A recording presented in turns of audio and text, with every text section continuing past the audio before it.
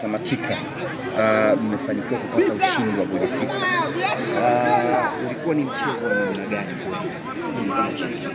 Ulikuwa mchezo mzuri, tunashukuru Mungu. Tumeanza salama, tumeanza salama. Pia sisi tuingii kwa ajili ya kuja kushiriki. Nilikwambia kwa taviro kwamba sisi hatuingii kwa ajili ya kushiriki, sisi tunaingia kwa ajili ya kufanya jambo na kulibeba lile jambo kwenda kuliweka kabatini. Ndio kaida yetu. Ushindi wa goli 5.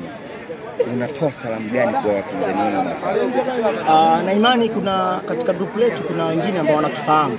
Haina haja kujieleza sana, wanatujua sisi ni nani katika masuala haya. Kwa hiyo labda Lamata ndio watakuwa wageni kwetu sisi. Lamata wajipange. Hizi salamu na Lamata kwamba sisi sio watu mchezo.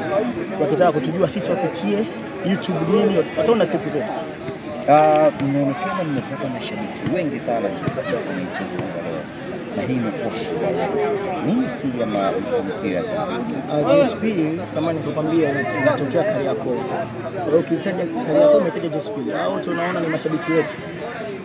Tangu GSP inaanza mpaka mafanikio haya tunayoyapata. Kwa hiyo GSP tuna mashabiki wengi kwa sababu ya jitihada anayoonyesha wachezaji na timu nzima. Kama hivyo rais wetu Naif Wazana anajitahidi kuweka umoja wa timu moja na mashabiki. Kwenye kundi mpo Crown, mpo King Lion, mpo GSP pamoja na Lamata. Hii inatoa taswira ya namna gani haswa hali Crown msimu uliopita mlikuwa naye kwenye michuano ya Ramadan Cup na mchezo wenu wa kwanza mlishinda goli 2. Pengine hizi zinaweza zikawa salamu za namna gani? Crown hizi ni salamu ambazo kwamba wajipange. Zile mbizi zinaweza zikazidi kwa sababu katika viwanja vidogo sisi tunakuwa wabaya sana.